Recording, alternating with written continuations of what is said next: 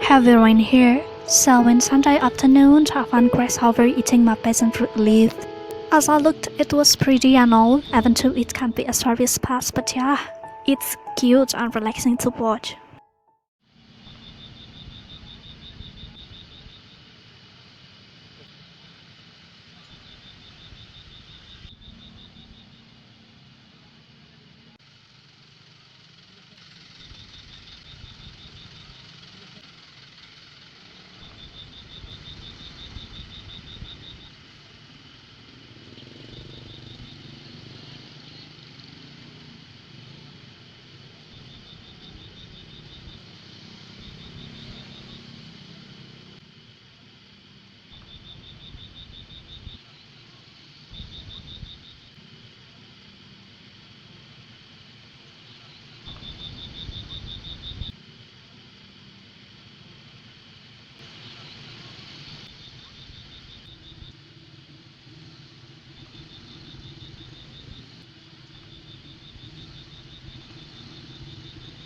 And today I painted this grasshopper with Mozaki Watercolors. I used rose, vermilion, burnt sienna, lemon yellow, sap green, green deep, and green light.